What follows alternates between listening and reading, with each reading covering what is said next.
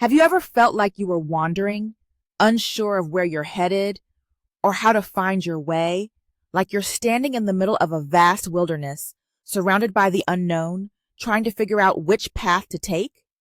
Maybe you've been here before, stuck in a season of doubt, grappling with change, or trying to navigate life's challenges. But here's the thing. What if this wilderness you're in isn't meant to defeat you? What if it's actually preparing you, shaping you for something greater? Think about it. In the wilderness, we face discomfort, uncertainty, and obstacles, but it's also where we discover resilience, clarity, and purpose. The wilderness isn't just a place we pass through, it's where transformation happens. So let me ask you this. Are you ready to step into your wilderness? To not just survive it, but to embrace it and let it shape you? Because this journey we're about to take together isn't just about getting through. It's about learning how to grow, thrive, and become the person you're meant to be. Welcome to Wilderness Journey's End. If you're here, you're probably no stranger to the feeling of being a little lost. I get it. Life has this way of leading us down paths we never planned for, ones filled with twists and turns, and sometimes fog so thick you can't even see the next step in front of you. The imagery of the forest and the different paths we take is a vivid metaphor for the wilderness we navigate every day. It's those moments when you feel utterly lost, when every decision feels heavy with consequence, and the familiar paths of routine and certainty vanish into the mist. Those moments where you feel like you're wandering aimlessly, searching for direction, or grappling with struggles we didn't see coming. The wilderness is not just about being physically lost. It's about feeling emotionally and spiritually adrift, wrestling with choices that once seemed straightforward, but now feel fraught with complexity. The concept of Wilderness Journey's End first came to me during a sermon I heard years ago. The pastor spoke about the many wilderness experiences in the Bible, each one revealing something powerful about God's work in our lives. We see it in Hagar's wilderness, when she was cast out twice, abandoned and alone, where she was seen by God in her lowest moments. We see it in Moses' wilderness, when he fled Egypt, spending 40 years in Midian, not realizing that God was preparing him for something greater. We see it in the Israelites' wilderness journey, where their time in the desert was not just about reaching the promised land, but about learning obedience, trust, and dependence on God. Then there's Elijah's wilderness, where he was exhausted and afraid, fleeing for his life out of fear after a great victory, and eventually hearing God's voice in a gentle whisper. And of course, we see it in Jesus' wilderness, where he fasted for 40 days, was tempted by the devil, and emerged ready to step into his purpose. The Bible shows us that our wilderness is not just a place of struggle. It is a place of divine transformation. It is where God meets his people, refines them, and prepares them for his purpose. Just like the people in these stories, we all face our own wilderness journeys, seasons of feeling lost, tested, and uncertain. Sometimes we burn out, questioning our worth and wondering if we've been forgotten. Other times, we feel stuck, held back by circumstances beyond our control. Some of us wrestle with fear and doubt, struggling to move forward. Others stand at the edge of a major life shift, unsure of what comes next. Many endure deep spiritual battles, not realizing they are on the brink of breakthrough. And for some, suffering feels unexplainable, leaving them searching for meaning. But no matter what kind of wilderness we find ourselves in, one thing remains true. God is present, refining, preparing, and leading us towards something greater. The wilderness is where we're tested, certainly, but it's also where we grow. Each challenge, each obstacle in our path offers us a chance to change, to evolve. Your wilderness is shaping you, preparing you, and positioning you for something greater. Yet, amidst these trials, there's a vital mission we must not lose sight of. remaining true to ourselves.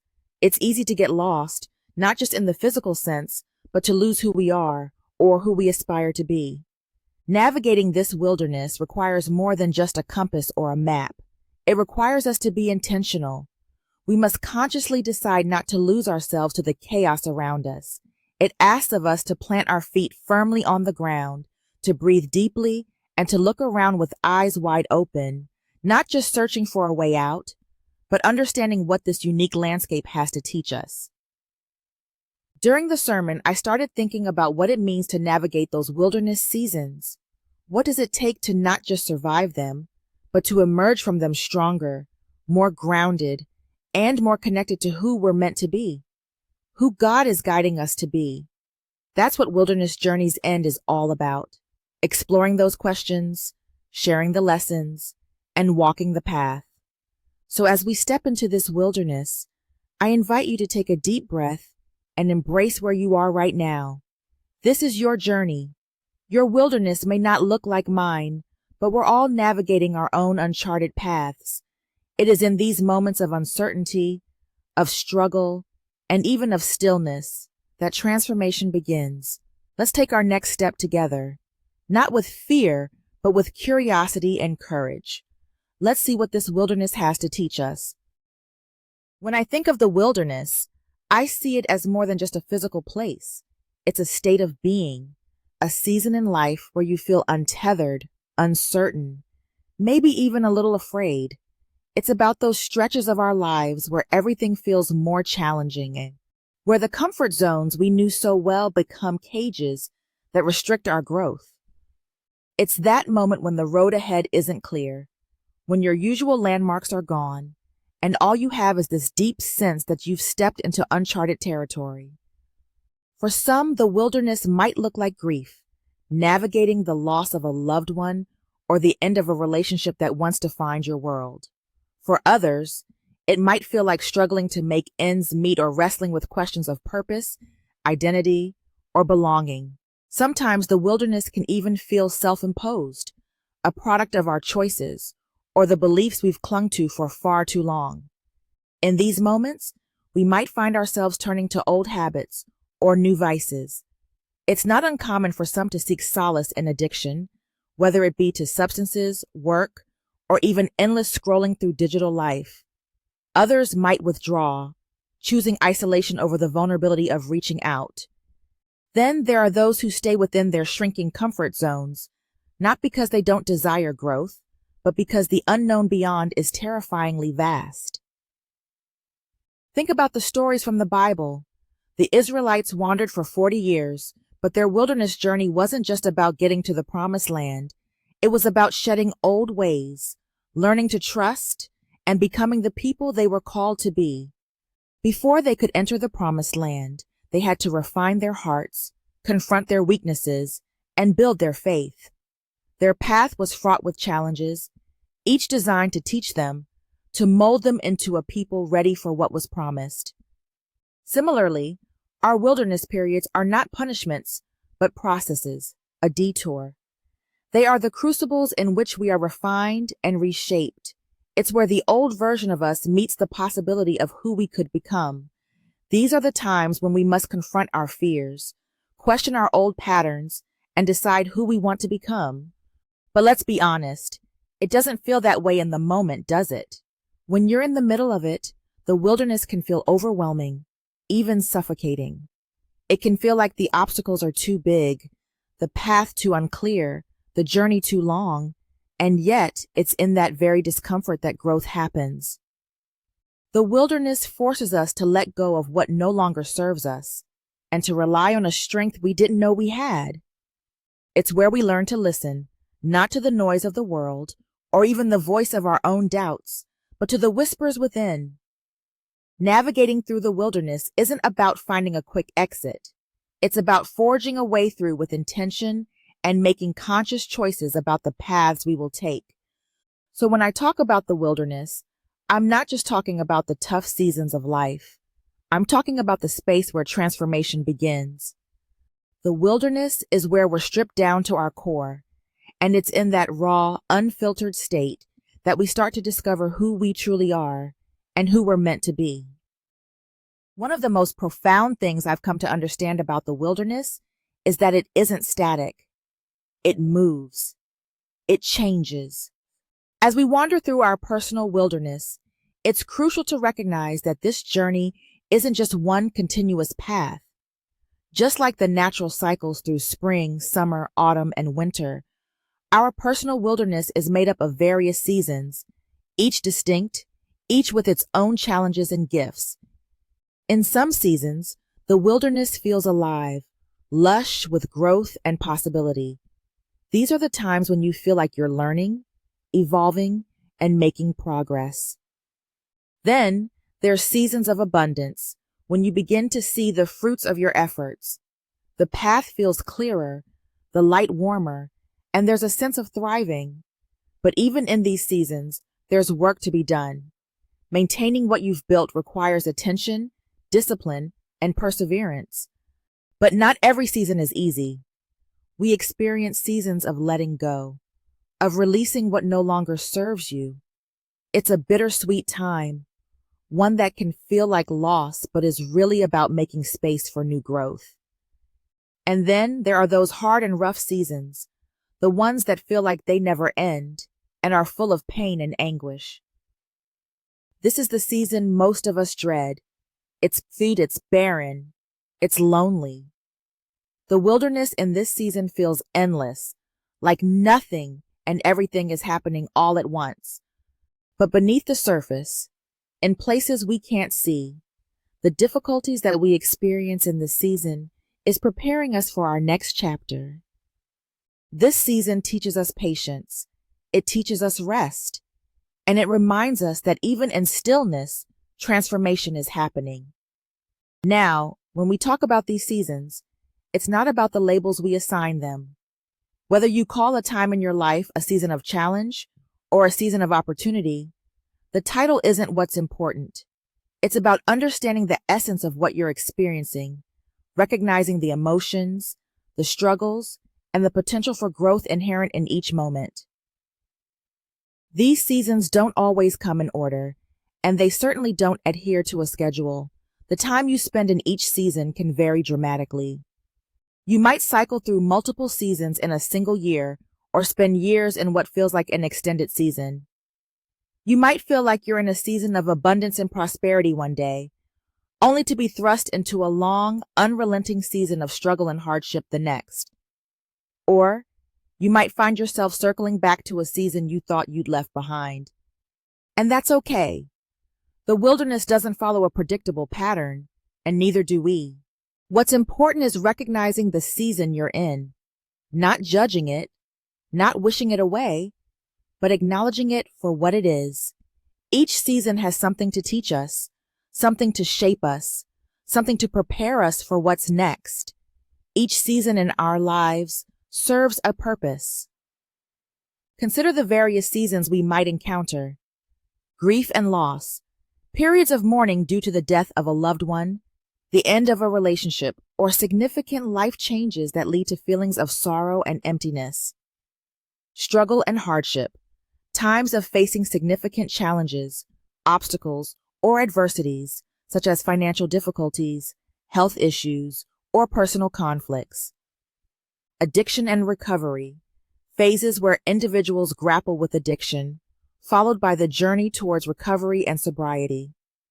Growth and learning, moments of personal development, acquiring new skills, knowledge, or insights, and evolving as a person. Peace and contentment, periods of tranquility, satisfaction, and harmony, where life feels balanced and fulfilling. Abundance and prosperity, times of plenty, success, and financial stability, where opportunities and resources are plentiful. Isolation and loneliness, phases of feeling disconnected, alone, and without meaningful social interactions or support.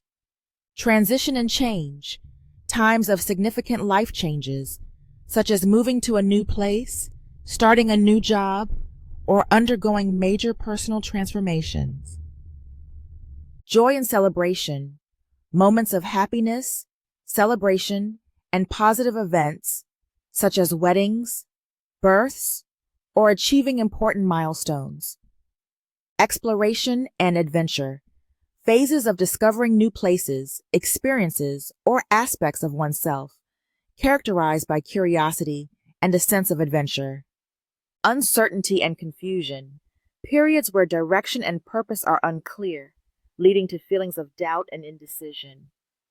Healing and recovery, times of physical, emotional, or spiritual healing, focusing on self-care and recovery from past wounds. Faith and spiritual growth, moments of deepening spiritual beliefs, practices, and connection to a higher power or inner self. Love and connection, phases of forming deep, meaningful relationships, experiencing love, and building connections with others. Reflection and introspection, periods of looking inward, reflecting on life experiences, and gaining self-awareness and clarity.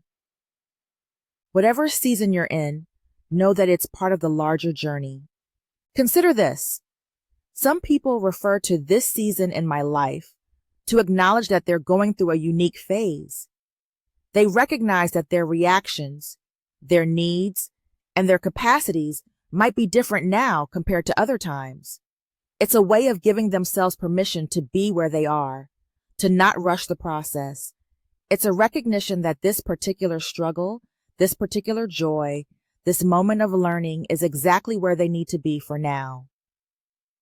Seasons remind us that nothing lasts forever, not the struggles, not the joys. They remind us to savor the good moments and endure the difficult ones, knowing that change is inevitable. But what happens when we stay in a particular season for so long that it becomes our norm? Have you ever stayed in a season of struggle or isolation for so long that finding your way through seems impossible because your mindset is stuck in that experience? It's easy to become consumed by the season we're in, allowing it to define us and keep us in stasis. We begin to identify with the struggle, the hardship, or even the comfort of the familiar, making it difficult to envision a way out. This is why it's crucial to remain aware of our inner landscape, to recognize when a season has outstayed its welcome. It requires intentional effort to shift our mindset, to seek new perspectives, and to embrace the possibility of change. Remember, each season is a part of your journey, but it doesn't define your entire story. You have the power to navigate through, to grow, and to transition into new phases, even when it feels challenging. Your story is still unfolding, and every season, no matter how long it lasts, is a chapter that leads to the next. Wherever you find yourself right now, whether in a season of growth, struggle, transition, or uncertainty, remember that no season lasts forever. Each one holds lessons, even the difficult ones. The question is, are we willing to lean in, to listen, and to allow this season to shape us in the ways we need most? So as you navigate your wilderness, ask yourself, what season am I in right now? What is this season teaching me? How am I being shaped by it? And how can I move through it with grace, patience, and a willingness to grow? Recognizing where we are is only the first step. In the next episode, we'll explore how to navigate and move through the wilderness, find our footing, and move forward with intention. Because no matter how uncertain the path may seem, there is a way through.